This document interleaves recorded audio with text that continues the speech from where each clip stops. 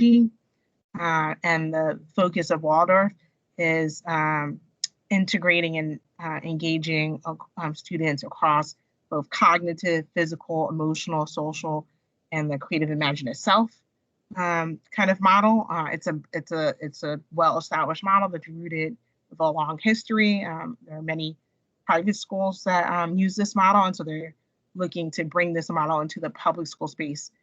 Baltimore, there are public schools in other states in the country that use this pedagogy. And the mission is on providing children with a nurturing learning experience using an arts integration, cross-curricular, and developmentally appropriate approach, instilling a passion for lifelong learning in their students. The current recommendation right now is to not approve. The applicant tonight will address some of the concerns that lead to this current recommendation, and so that could evolve over time. But that's where we are today based on the preliminary kind of review of the application. I will say the applicant submitted some additional information to us yesterday, so that new information is not yet reflected in where we are at this point. And we can get to next slide. So in terms of strengths and weaknesses, there are quite a few strengths. There's a healthy cross-section and a strong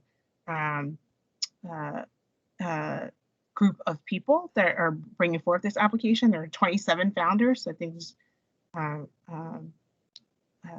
lot of people come together to support this application, and they have expertise across different areas that you want to see in an applicant that is supporting schools. So you see people expertise in education generally, and including in the Waldorf model. They have finance people, facilities people, operations people, so you see a good complex group of people touching on the places that you want to see within school design and school management. The academic plan, the aspects of the academic plan that are strong was the infusion of the Waldorf curriculum, which is a really defined approach.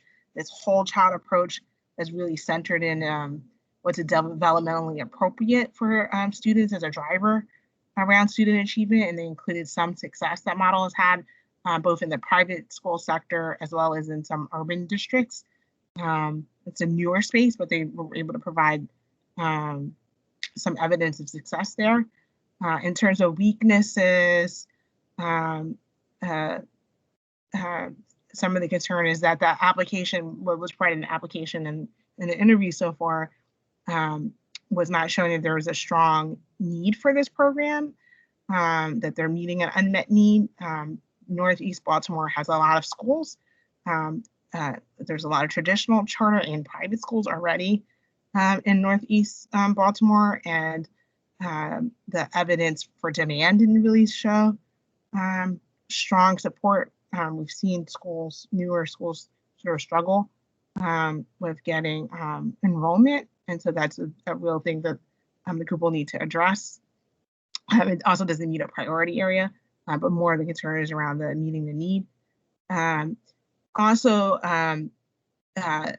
the equity and anti-racist components in the original application and in the interview felt more like additions rather than like pulled through the model. And so that kind of culturally responsive educational approach wasn't seen. I think they, in the supplemental responses, addressed some of that, but it still wasn't like fully kind of integrated in the materials that we've had a chance to review so far. And so that's another question that we have about, like, you know, is this really a hybrid approach? Is this really gonna, and how are we gonna meet the needs of our students in the Northeast? Go to the next slide. Additionally, in the area of like targeting the student population and programming for students with different needs, those parts were also kind of weaker in the application. So it did not demonstrate a strong understanding of like the target populations of students, and thus didn't really make a compelling case for how it would benefit the actual student populations that one would expect to see show up in a school located in the Northeast. It was written more from that kind of ideal student perspective. with some general kind of approaches. And so we want to see something more connected to the student population that they're more likely to see, and how they would differ support for those students, particularly with ELs. In terms of operations and staffing, one of our concerns is that the Waldorf certification takes a few years to acquire. And so really seeing a staffing and recruitment plan that would attract people who would be willing to make that kind of commitment wasn't there. The plan was just, I think, more general. And so really thinking through like how you show that you can attract sufficient people for the school program to want to take on that commitment of earning that second certification. There's some concerns around the looping model. So just how the school would address the supplemental responses, address some challenges, but it didn't really fully address like, what happens when there's really not a strong fit between students and their teacher. The facility acquisition was another kind of component. So the applicants identified 3 buildings that as a district were surplusing as potential locations for the new site. And so we expect to see within the budget money set aside to prepare those buildings for use. And with any location, including like a different location, there likely will be a need to have money set aside for that readying. And so that's a part of the budget that we did not see that we think is important to include. And so that was also a weakness. So with that, I'm going to invite the Shining Willow group up to do sort of their opening statements to the board and be able to present their application to you as board members.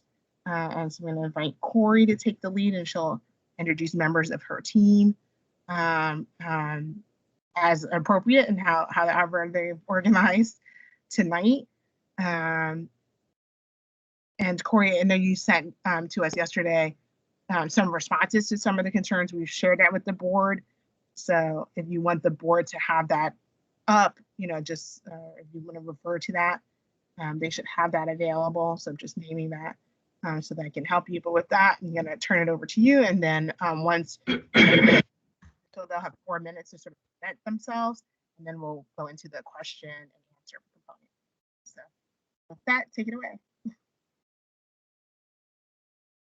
Thank you, Angela. And I did want to start by saying thank you to Angela and Kimberly and Trevor and the staff, the entire Office of New Initiatives for really shepherding us through this process. And I thank you, Dr. Santelises, and the board for your time and your commitment to this process. My name is Corey Duggins. I'm the president of the board of Shining Willow Charter School Incorporated.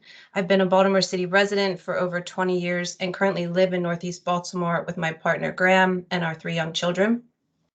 And Angela already highlighted our amazing Shining Willow founding team, but I'd like to expand on that just a little bit. We are a diverse group of 27 individuals that bring an extraordinary amount of collective knowledge, expertise, and experience to this project. We have founding members from the U.S. Department of Education, the U.S. House of Representatives, Johns Hopkins University, Towson University, Baltimore City DOT, public and private schools here in Baltimore City. We have over 100 years of combined teaching experience among us. We have an engineer, an architect, teachers, a social worker, parole and probation officer, a plumber and steam fitter, college students, and we all came together in a time when we couldn't really come together, at least not in the traditional sense. Many of us have never even met in person, which is sort of crazy to think about. We've met every week or every 2 weeks for the past 15 months over Zoom. And in those meetings, we took a deep dive into issues of equity and social justice and the fundamentals of Waldorf education. Roughly half of our founding team had no prior relationship or connection to Waldorf education before hearing about Shining Willow. We were drawn to this project for different reasons, but because we connect with the mission and have a shared vision and passion for bringing Waldorf education to the public realm here in Baltimore City.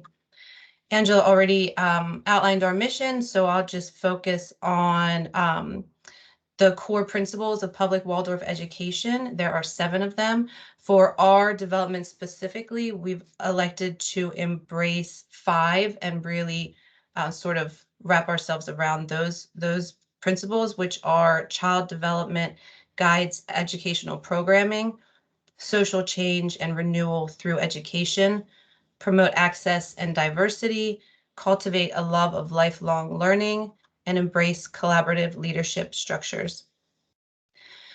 We were able to collect over 380 signatures in support of this initiative. We have over 100 families that have committed to enrolling their children at Shining Willow. That includes founding team members' children, as well as some respondents to our public interest survey. Despite functioning under the confines of a global pandemic, we were able to bring together the team you see here tonight, muster robust support for our efforts, develop meaningful and mutually beneficial partnerships, promote a unique brand, and gain momentum in the communities where we targeted our outreach. Why Waldorf, you might ask? Waldorf education was designed in its inception to be inclusive and inspire respect for humanity. It has proven in Waldorf schools around the world that it can bring together people from different backgrounds and adapt to meet the needs of students everywhere. There is flexibility and freedom within the structure to allow for this adaptability, which is why we know that we can use the framework to create a responsible and relevant curriculum for children in Baltimore. In a time when the core principles outlined could not be more relevant, we ask you to consider the value of something different than current offerings in Baltimore City in a time that is really demanding something different from all of us. There are 60 Waldorf-inspired public charter schools operating in 14 states. Some of those schools have been operating for over 20 years. Here in Baltimore, we have a public Montessori charter school, and we have charter schools that embrace Reggio Emilia and charter schools that embrace arts integration. So why not Waldorf? Why not now? We believe that Waldorf education is a powerful tool. We believe that infused with an anti-racist curriculum and married with Common Core standards, that it can become that much more powerful. What we are doing here hasn't been done before. So while it may feel like we're adding on some things, Waldorf education is really about building from the ground up. It is a holistic model, so that applies to all aspects of curriculum development. So we're really, again, doing something that hasn't been done before. And so we have put together a document which has been shared with the board that I think highlights how the Pollyanna racial literacy curriculum that we have selected really marries naturally with Waldorf education. Many of the values are aligned already. And so you'll hopefully have some time to review that document, and again, we'll welcome questions about that issue after. So we believe that Waldorf education can be the tool, right, that's used to break down racist structures that exist in current educational frameworks, to diversify instructional materials so every child feels seen and heard, to close learning gaps by truly meeting each child where they are and providing just what they need in that moment, not only as it relates to their intellectual development, but their emotional and social health as well, which we know is so important. If the events of our recent past are any indication, this is what our children need today. And if we truly want to prepare our children for the world they will inherit, we need to infuse their educational experience with honor, respect, creative freedom, and provide them with the guidance they need to be valuable and extraordinary members of society. We believe in the power of Waldorf education to transform lives. We stand ready and committed to being the hand that wields the tool. Thank you. I look forward to receiving your questions.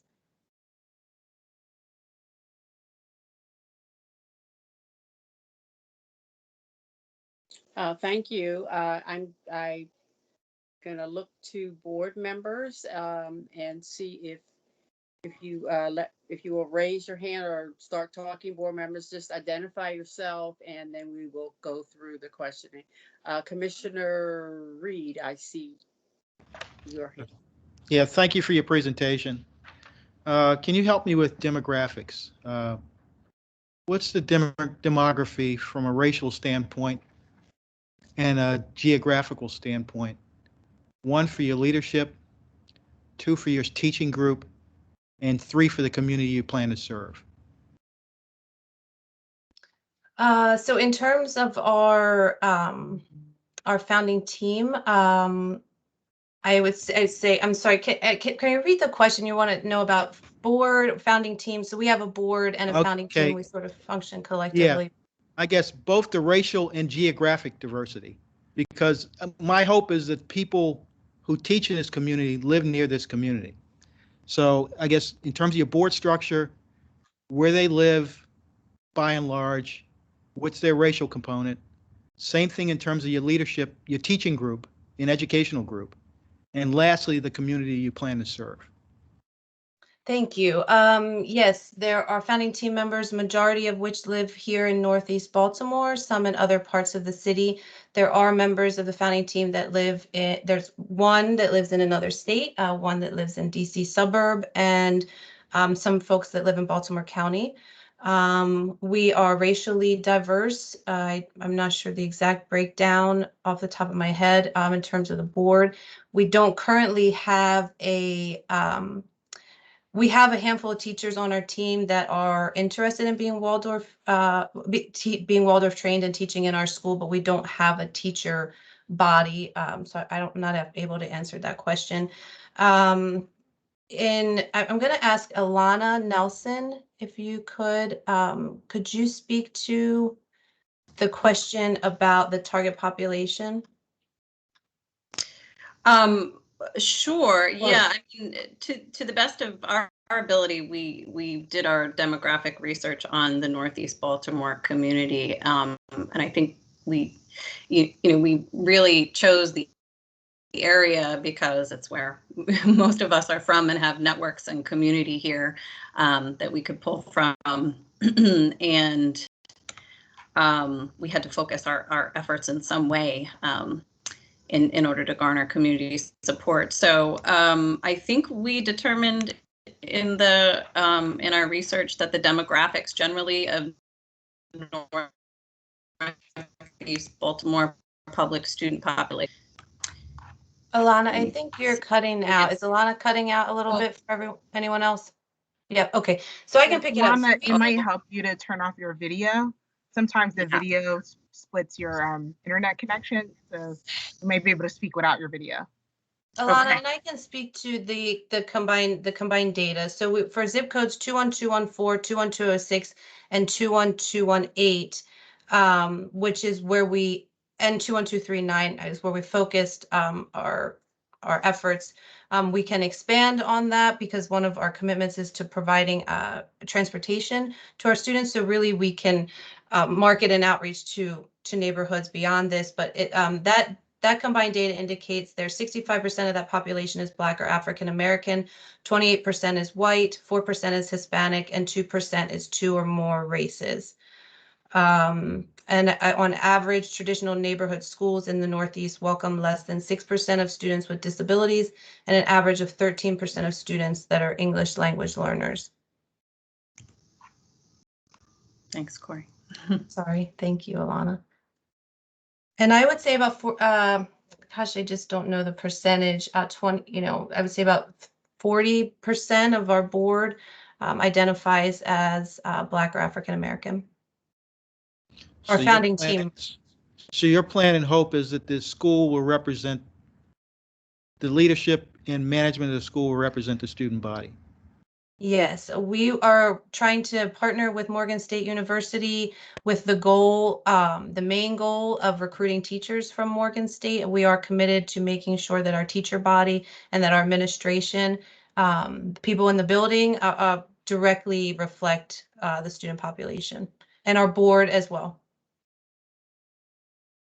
Madam Chair, can I ask one more question before, I know I tend to ask too many, but can I ask one more? No. Go ahead, Commissioner Reedy. Okay. There are basically schools that do the Waldorf method. You have a Waldorf school in, I think, Cold Spring. So you have Waldorf schools. But this is not a Waldorf school. This is a Waldorf model of a Waldorf school. Is that correct? Yes, this would be a Waldorf-inspired school. We are an initiative member of the Alliance for Public Waldorf Education, which is the national umbrella group for Waldorf-inspired public charter schools. Yep, the school, the Waldorf School of Baltimore is a private independent school. And we are not affiliated with them. Thank you. Waldorf education in the public realm looks very different than it does in the private realm. Thank you. Okay, are there any other questions? Okay, Commissioner McFadden, and then I see Commissioner Roberts following you. Thank you, Chair Chinya, and good evening to each of you. It is certainly nice to see you. I'm very interested in the way that we can be innovative in bringing new solutions to complex challenges within our city. But given our priority as a board on high schools, why are you all planning an elementary middle school model as a program option? I think so much about Waldorf education, and I'll point this question maybe to our education committee, but it's really a big component of it is early childhood development. It's really instilling the passion for lifelong learning at a very young age, really creating, experiences that help children to love learning. And the way there's some different stages of development that happen every 7 years. So high school in the Waldorf realm is really different and very intense. And I will, if I could, turn that over to Debbie Spitulnik, who is a lifelong educator and currently teaches at the Washington Waldorf School and is a professor at Antioch University. Debbie? Thank you, Corey. It's a great question, and I'd love us to grow to a high school, just saying. Corey, put your seatbelt on.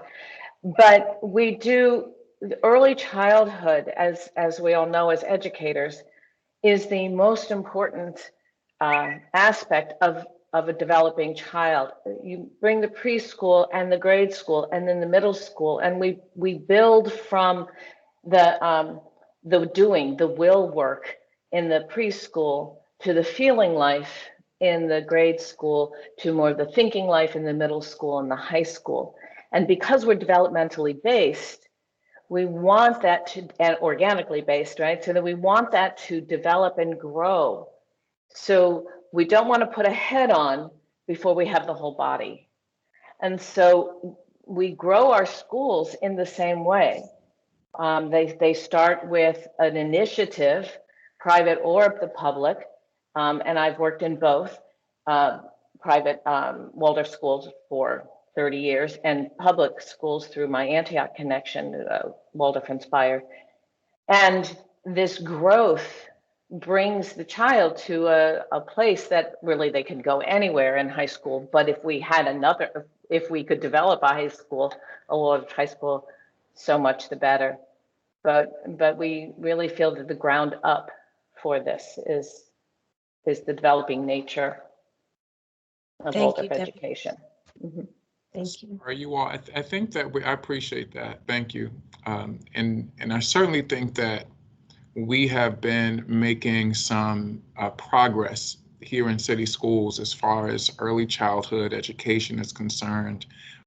Thinking about our expansion of pre-K options and kindergarten options.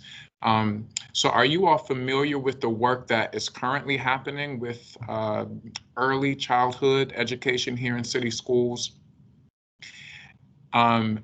Question one, and then as you mentioned, as you said that early childhood is the most important, the focus on that particular stage of cognitive development and social development and emotional development. Could you walk me through what kindergarten experiences look like as far as the Waldorf curriculum are concerned, in comparison to some of the work in progress that we're starting to initiate in city schools already with our early childhood programming.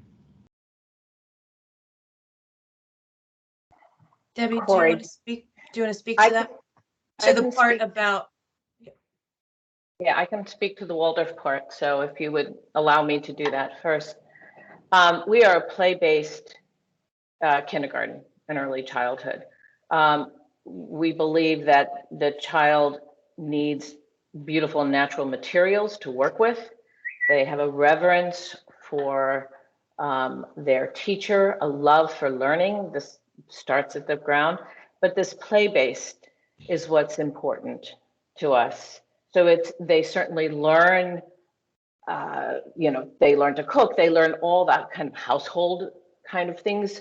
And in that, they learn math, they learn reading, they do that, but it's all incorporated in this play-based learning. The Child for Alliance, oh no, that's not the name of it. My friend Joan Allman started a program that has been encompassed all over the world, not Waldorf-based, but it's a play-based kindergarten, showing the importance of that. So I think that's my short answer. I'm a teacher. I could go on forever, but I think I'll step back. thank you, Does Debbie. that answer your question about the Waldorf part? It kind of, but I'm really trying to get at what the experience particularly for a kindergarten student looks like. So you said there's a lot of play, and I know that's generally standard, and you're saying some real world connection to like household and what real life looks like.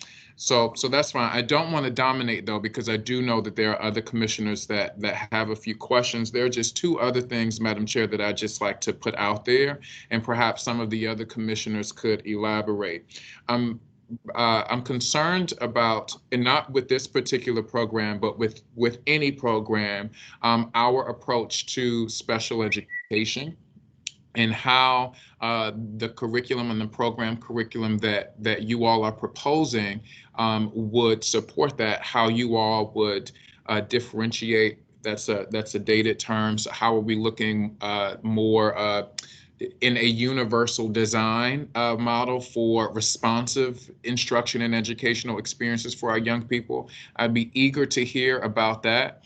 And then secondly and finally for me, I'm also concerned about professional development models for and programming, and professional development and professional learning curriculum for the teachers that will be implementing this curricular program, in addition to the staff. And then also the plan to educate the community on the value of this particular curricular program and how it differs from what is currently offered, especially within our early childhood program already. So I know that was a lot. I tried to put them all in two, but we'll see how it goes, and maybe there might be other commissioners that elaborate. But those are two things for me that I would like to be illuminated on tonight. Thank you, Commissioner. Alana, do you want to speak to the culturally responsive teaching and some of the professional development? Sure. Let me. I didn't. Were you looking for answers right now, or did you want to? I was under the impression you wanted to pass it off to the other commissioners, but I can speak to the professional development around culturally responsive teaching. That's what was being asked. I'm interested in not only the culturally responsive teaching pedagogy strategies, but as a Waldorf inspired school, this is a theme that we're hearing tonight. I'd be interested in learning a lot about the development around that? How are we recruiting teachers for that type of program? What is the expectation around that? And then once they're there, how are you preparing them to implement this particular type of curriculum program? And then also, I'm sure you could juxtapose that along with culturally responsive pedagogy as well, and strategies around making sure that the teaching staff, all of the building staff, community partners, because I would assume that it's not just a in-house school type of educative process. You all would be expanding that to kind of get folks to buy into the idea and the model. So I know that I'm running, so I'm going to stop. So I just like to hear what you all are thinking. Thank you, Alana. If you want to give just abbreviated answer there about culturally responsive teaching, and Debbie and myself, and we can fill in the gaps. And if you want to touch on professional development as it pertains to that as well, will be great. Yeah, sure. Yeah, I'll do my best to try and give a succinct answer here. But we would be a member of the Alliance for Public Waldorf Education. So that's a vast nationwide network right there that offer extensive professional development and Waldorf teacher training opportunities. So we would be utilizing that every summer. Teachers would be engaged in 2 weeks of professional development in order to prepare themselves for especially if we are able to pursue the looping model. That means that teachers get prepped each year for entering that next grade and embracing that next stage of development. So we'll be utilizing all of those opportunities through the Alliance. And then we do plan to, the Alliance as well is working towards culturally responsive teaching trainings and incorporating that into their summer professional development. And we also, as a founding team, studied the book by Zaretta Hammond, Culturally Responsive Teaching and the Brain, which really integrates quite nicely with Waldorf education because her focus is so much on the instructional strategies that are used by teachers and using strategies that really allow students to become independent learners and able to process and synthesize information and sort of put the pieces together themselves. And that requires really using teaching strategies that are so much around what Waldorf schools are doing. And as well, teachers need to create safe learning environments for their students. So it's so much about the relationships that teachers are forming with their students, building trust, affirmation. And in order to do that, teachers really need to be trained in their general awareness around race, racism, deep culture, and how that impacts students' conceptions of knowledge, and just building that awareness in our teachers and having them do that work. Was that helpful? Thank you, Alana. And I just want to add, I think, I know there were a lot of questions there, but I think there was a piece about community engagement, recruitment. Can I get a nod? Was that part of the question? Okay. Yeah. So we have partnered with Backyard Base Camp, and we have volunteered at Bliss Meadows, which is an urban farm here in Frankfurt. And that is going to be, I think, one of our most critical partnerships and alliances in our development. What they're trying to do is it very much aligns with what we're trying to do, and we'll use that partnership. And we have a partnership with Harbel, which, as you know, is the big umbrella community association here. We've done some volunteer work with them as well. And we will use those relationships and those partnerships to really spread the message. And the other part of the Morgan State University partnership that we're trying to cultivate, we would hope to be able to go into those classrooms of the students in the School of Education and Urban Studies and talk to them about Waldorf education and try to pique their interest. And then so that we can then, train them and have them teach at our schools. But first they have to be interested. So we intend to do significant outreach and recruitment efforts that I think are outlined in one of our responses.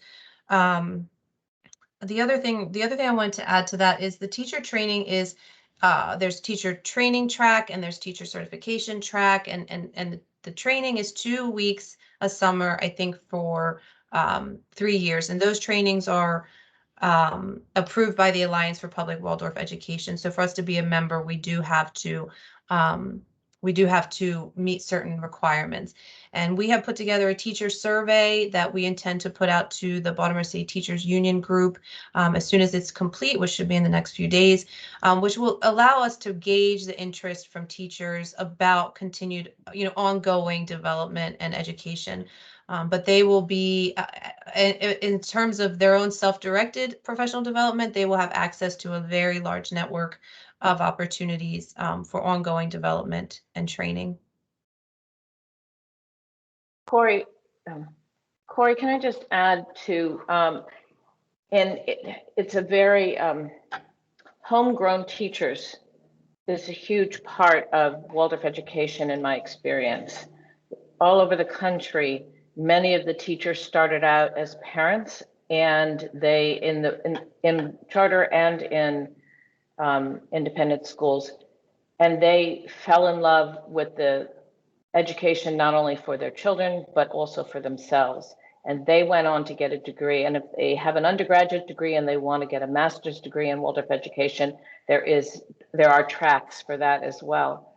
So I have great hopes that that our population will be able to grow teachers from our student body as well, because we do so much community outreach with the teachers and parents. It's all interwoven into our curriculum and into our year. It's just what we do. So I hope that helps. Commissioner Roberts, I'm going to let you go, and then Commissioner James is following you. Thank you, Madam Chair, and thank you all so much for joining us this evening. So as a commissioner that lives in Northeast Baltimore, my son attends a charter school in the neighborhood, so I am certainly an advocate for the district's diversified portfolio. But while we do not currently have any schools that are Waldorf inspired, can you just talk to us a little about how you plan to educate families around this model and retain students? Additionally, does that plan intentionally target recruiting new students for the system and not simply removing students from their community schools? Yes, thank you for that question, Commissioner. We did outline, I think, some of this in one. So at this point, we've submitted so many, I think, follow-up materials. I think that Angela's probably sick of my emails, but I will say that now that the cloud of the pandemic has lifted, obviously our outreach strategy will change significantly. We've always really wanted to do puppet shows and readings at libraries and kite festivals at parks and attend all of the festivals that usually are scheduled throughout the year and use those opportunities to market Shining Willow. We have had a presence at the 32nd Street Farmers Market in Waverly. It was one of the only farmers markets that stayed open throughout the pandemic and also that allowed people to come. And through that experience, we were able to identify many families. We've spoken to homeschoolers, unschoolers, free forest schoolers. So we know, and also anecdotally, there are some of us here on the founding team that have our children attend the private Waldorf school in Baltimore. And obviously through that network, we know of other families that for them, the cost will become prohibitive as their children move into the grades or as their younger children move into the school. So I think that is an example of how we would pull from families that are outside of the district schools currently. In terms of educating the community about it, we'll do that, continue to do that through what has proved a very effective social media strategy and attendance at community association meetings. I personally have attended many throughout the Northeast Baltimore, in addition to meeting with nearly all of the local elected officials and most of the state elected officials in this area, some of which are willing to really go on record as supporting our initiative if we have some of the larger community association groups in support, York Road Partnership being one of those. So as we work to continue to cultivate those relationships with community associations, we continue to attend those meetings. And when we can start to raise money and we can do things like radio ads and print ads, I think all of those things will go a long way toward educating families about Waldorf education in an effort to, to recruit them to Shining Willow.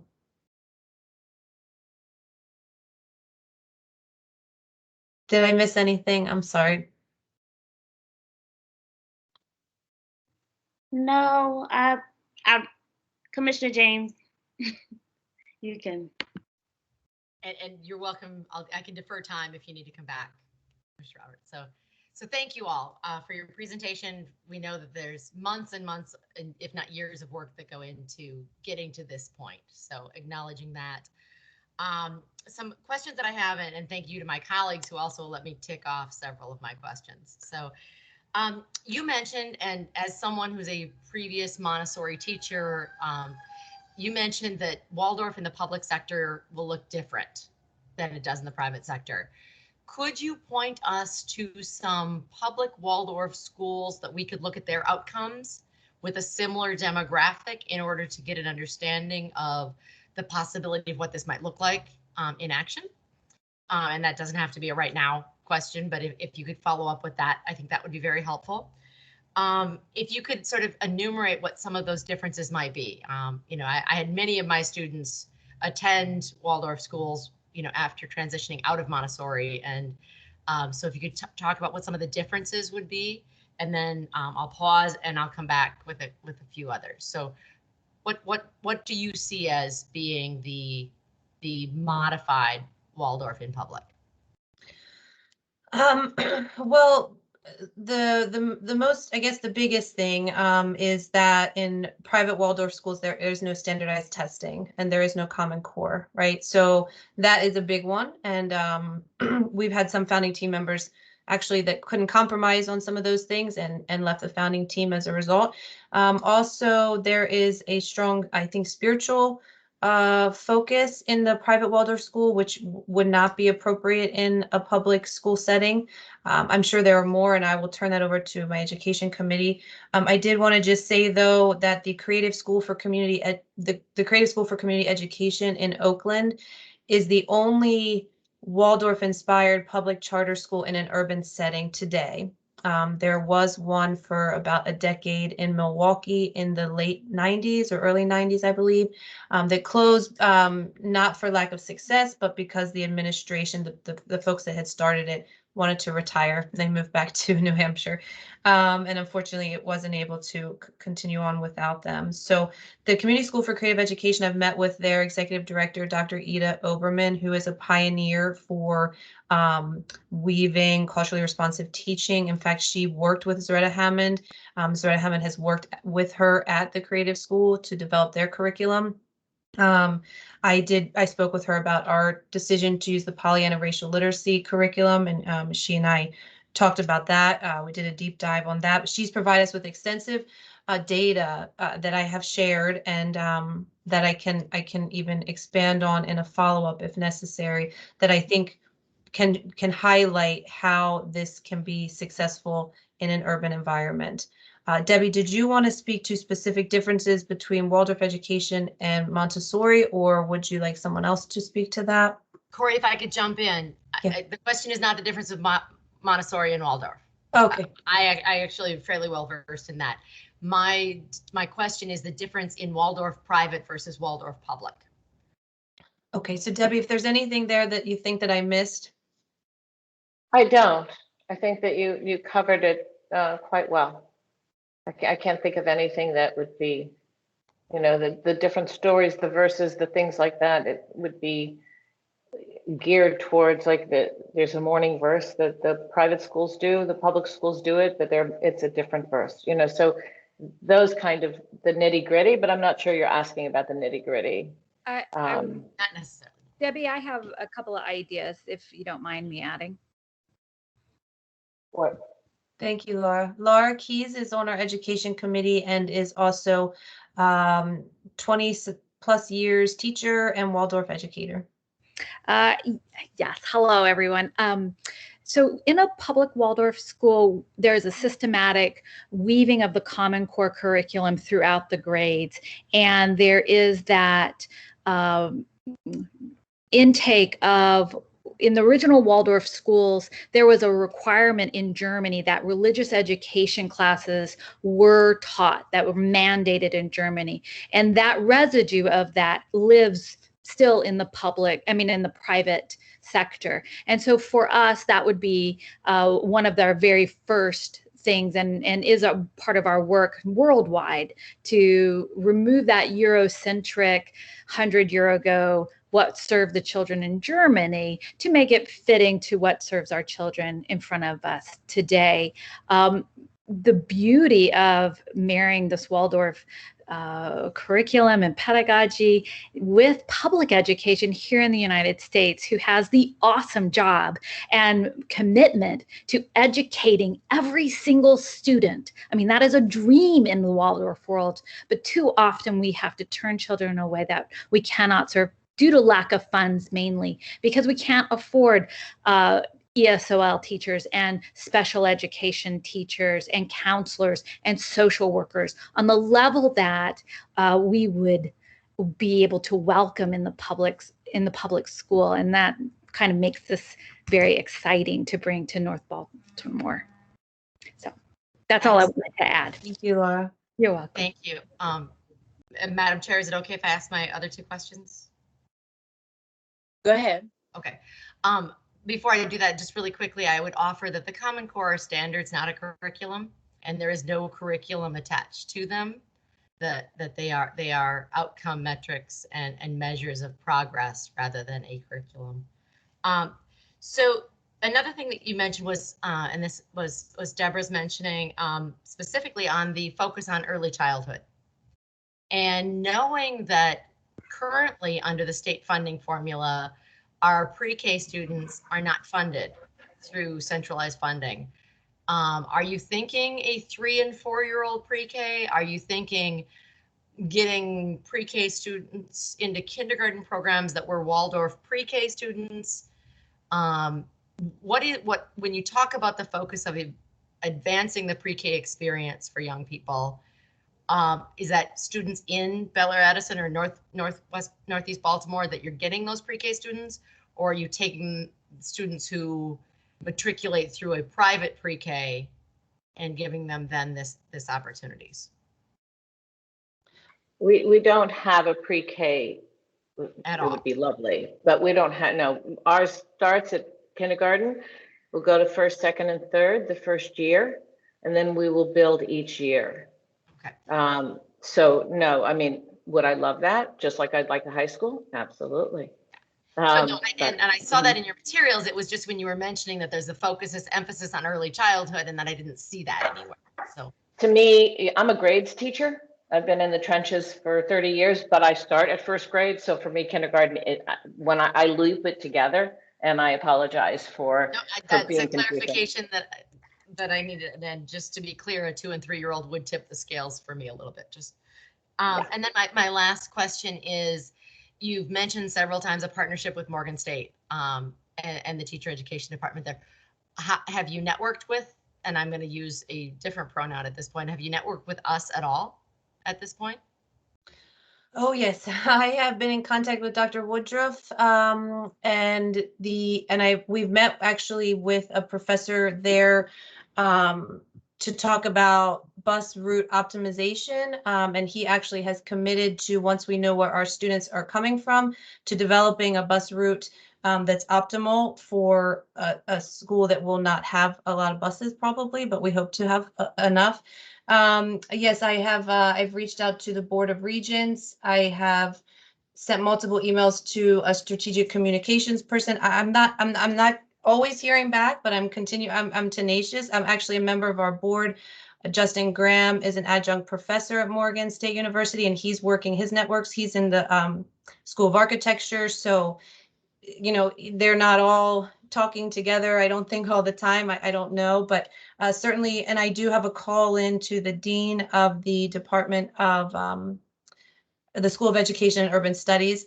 But in terms of back and forth dialogue has been primarily with Dr. Woodruff, excuse me, because she does sort of outreach. And I was hoping to, when I initially made the connection, it was more for partnership in the neighborhood, to piggyback on things they're doing, or however it could look, any partnership, however it might look, but really strategically, and for the children that we hope to have at Shining Willow, the critical piece of that partnership will be recruiting from the School of Education and Urban Studies. But I think that sky's the limit in terms of that partnership.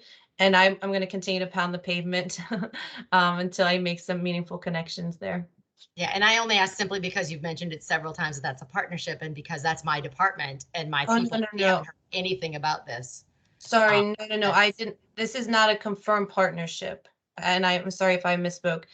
This is one that we are attempting continue to attempt to covet.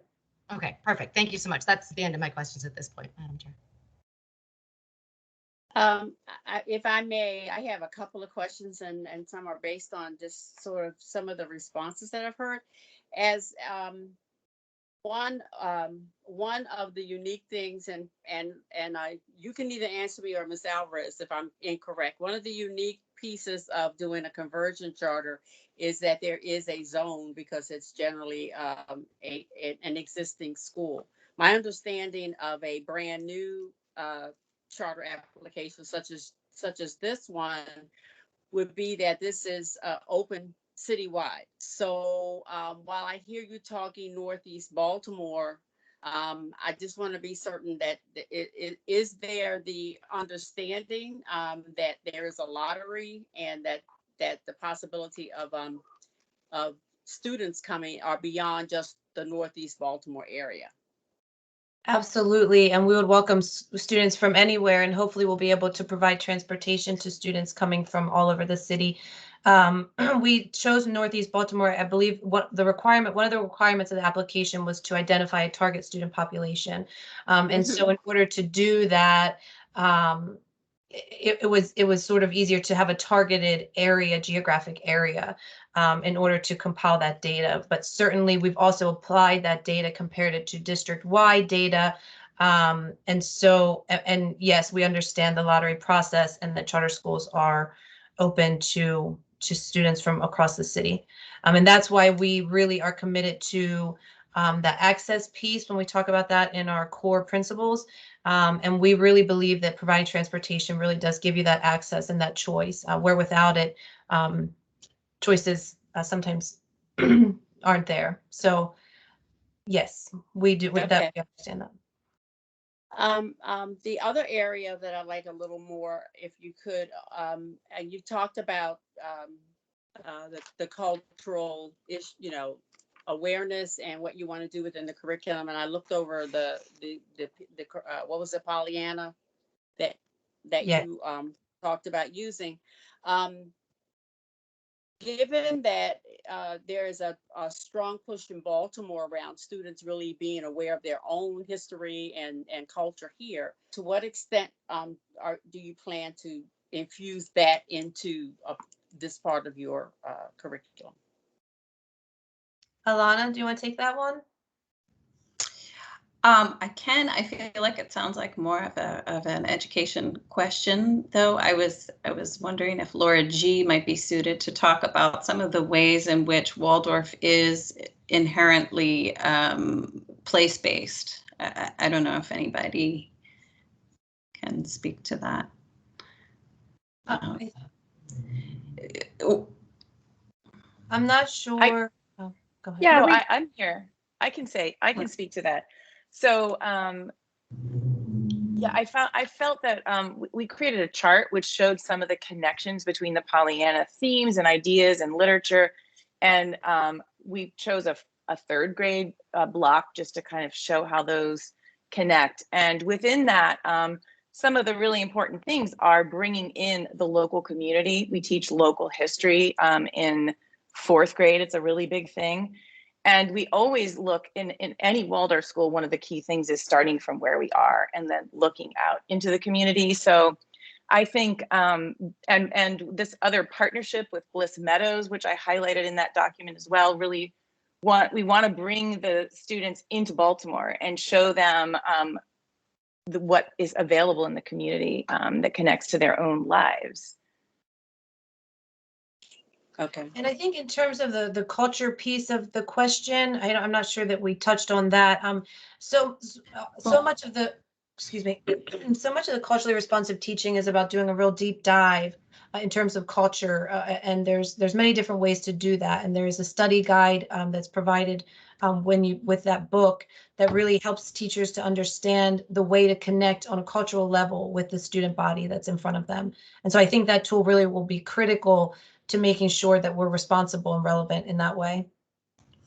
Yeah, and I'm sorry, I didn't mean to punt the question. I would say it's twofold. You know, it's our teachers working on that deep awareness and that cultural lens that they bring to their classroom so that they can build relationships with their students that are, you know, rooted in a trust and affirmation and a learning partnership, and that all students really in that classroom will feel like valued, heard, seen members of the learning community. But then as well, it's the materials that are presented to them. So we feel that once teachers sort of do that foundational work, collectively as a team, we will be continuously pulling materials that teachers understand will really engage the students that are in front of them and speak to the students that are in front of them, including, you know, local history, local stories. There are so many, you know, cultural icons in Baltimore, and there's really just endless, you know, material around the arts that we'll be able to pull from. Thank you, Okay. Alana. Thank you. And the last question I have right now is I'm a retired principal, so, and I will tell you one thing that I did like and did do a lot when I worked in a school was looping, and so I do understand that, and I appreciate it. I was a little concerned though when I heard 2 weeks every summer as preparation for moving to the next grade level in the looping model. So It's actually, I'm sorry to interrupt, it's actually 1 okay. week. Oh, that's a bit, I'm even more concerned. And I think it sort of goes back to Commissioner McFadden's question around the professional development. You know, beyond what kinds of resources, beyond just maybe things that folks can download, but what in terms of people resources, how are you going to support folks that possibly in 3 years will be working with 3 different grade levels? And I've taught kindergarten, first and second grade, and you know, having the children go with you is wonderful, but there are some very unique kinds of expectations beyond just developmentally for those students. And then middle school, when you're talking about some areas that are required types of subjects that are going to be needed to be ready for high school. So just what other structures will be in place to support teachers through this looping model? I do just want to say that we made the decision for exactly what you were just saying. There's a real difference between children in middle school and elementary school. So while many Waldorf schools loop 1st to 8th grade, we'll loop 1st to 5th and then have another loop from 6 to 8. So hopefully cut down on some of that. And then Debbie can speak more to how the teacher training in just 1 week a year is effective to bring those teachers to the next grade, and then what other opportunities are available. Thank you. I'll try to be succinct. So I've done this 3 times. I went 1 through 8, 1 through 5 twice. So I know what it takes to get prepared for the next grade. And I'm also a special ed teacher and have a degree in elementary ed. So I've done all this education work. And when you go for a Waldorf education certificate, you get the basis, the core structure of each grade. And then, so you have the bones of everything.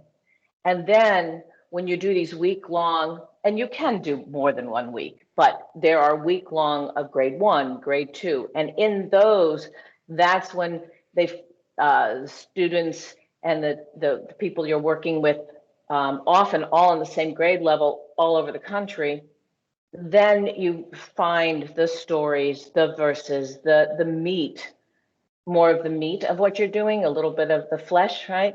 And the color of it. And then you bring that back, and there are books, there are things online, there are many other ways to find the curriculum. And then developing with the mentors of the pedagogical lead and the mentors of the teachers, and with the teacher that just went on, that was just in that grade, which is in the school. So we work together to develop certain curriculum within the school. So it's home-based, it's out, and it's back in again. Yeah, but the biggest is that that foundation of Waldorf education.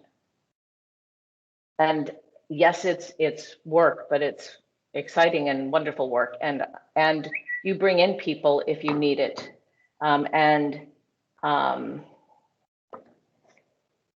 So, and for Shining Will, we're going to make binders. You'll see that we have some curriculum already in there, like where we married the Pollyanna curriculum with that third grade block. We're going to do that. The education team is planning on doing that for all the grades. So they will have something in their hands when they walk in. So they're not going to be floundering, because I would never, and our education team would never want any teacher to ever flounder. Does that help? Thank you.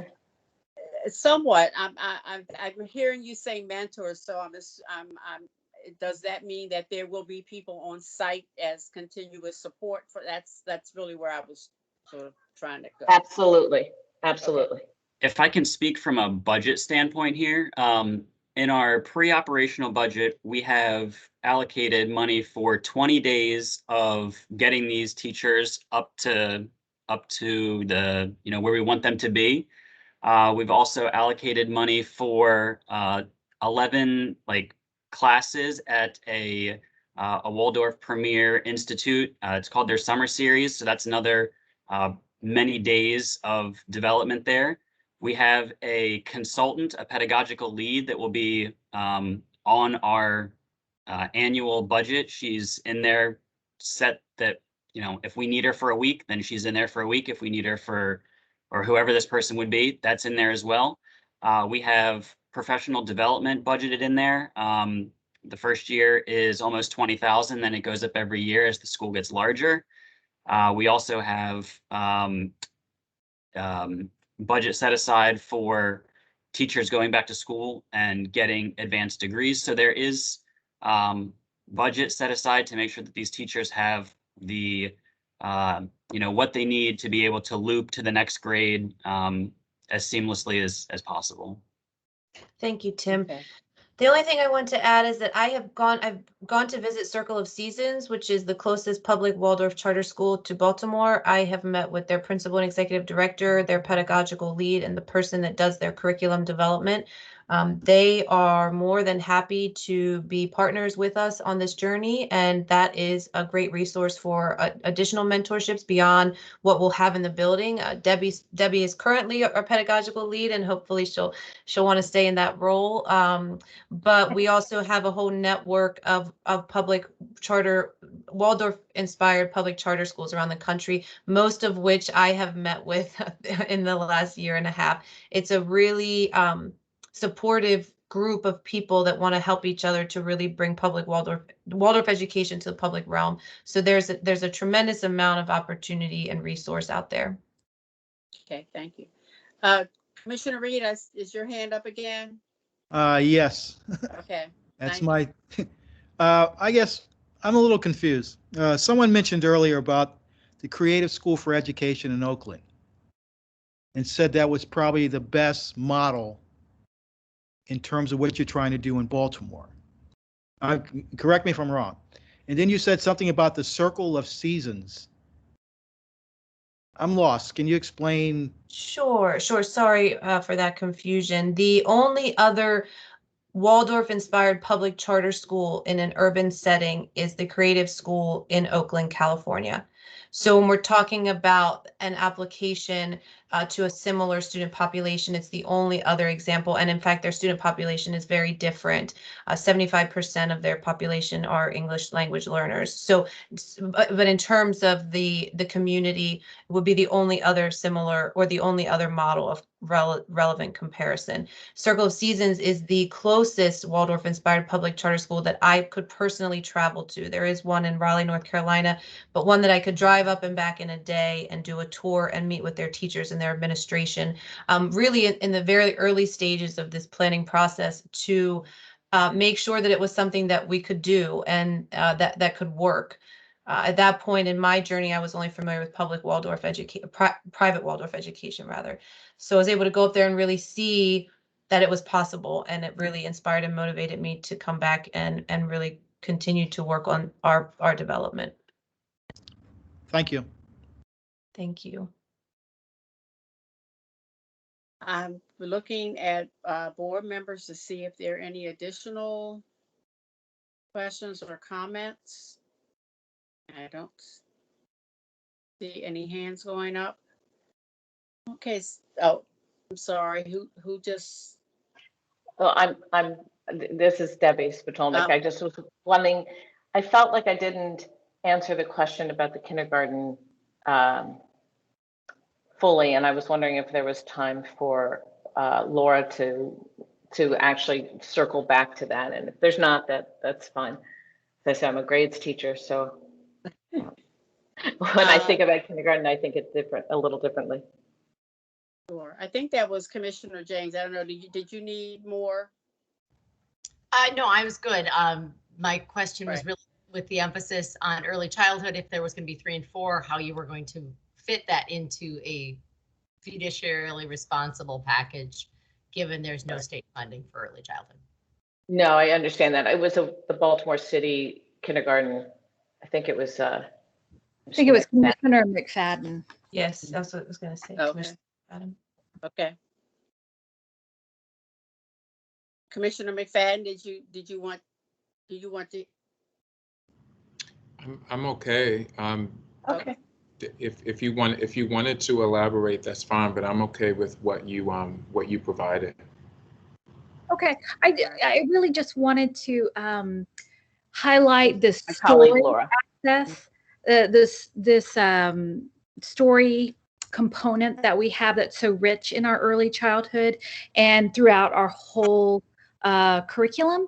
And within the day of the kindergarten, they have this opportunity to develop these larger vocabularies because of the story infused puppet shows and teacher stories who have chosen the vocabulary very specifically, and then they take it into their play. So I just wanted to highlight that language acquisition piece that's so rich and specific in our kindergartens. Thank you. Thank you. Okay. Well, I want to, on behalf of the board, thank you all again for the work that you've been doing, and I know you're continuing. Thank you for answering our questions, and I know some folks had said if you want to send it, can continue to respond. Ms. Alvarez, do you need to discuss the timeline again, or if not, I think our session in terms of meeting with you this evening has been a good one, and I want to thank you for that one. Yes, and thank you. And thank you all for your questions. We were happy to receive those. And please do feel free to submit additional questions should something come to you after this session. We have, as you know, until noon on the 28th to submit any supplemental materials, which we're happy to do. I will include with those materials a Waldorf 100 video, which is also available to you online. I would encourage everyone to watch it. I'll send it along with the materials, and also a video from the Creative School of Community Education that Dr. Oberman recommended that I share with you as well. All righty. And we will do our due diligence and read everything and look at everything that you send and meet again. Is Ms. Alvarez still with us? Because I just want to be certain in terms of, yeah, do we just just as a reminder of the next steps in our timeline. Thank you. And can you put back up the timeline, the second page, just so we can remind people where we are? Yes, I closed it. Give me just one moment.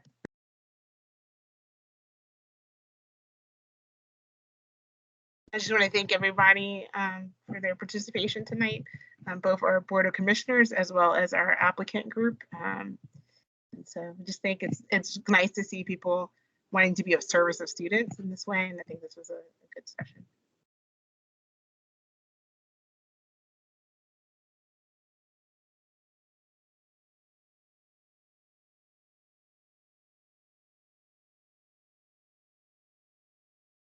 And so just as a quick reminder, so we're here on May 26th, we're concluding the work session. As Corey shared, the applicant group has the ability to submit additional supplemental materials by noon on May 28th, which is this Friday. The CEO will take into consideration the answers to questions today, the supplemental materials sent yesterday, as well as any additional supplemental materials shared on the 28th. With her admin team, and then finalize the recommendation. We'll share a final recommendation with the applicant group on June 7th, both in writing and in a meeting. And then on June 8th, the board will, in that public meeting, discuss the application, hear the CEO's final recommendation, and take a vote. So again, thanks everybody and have a great night. Thank you and good night, everyone. Thank you. Good night.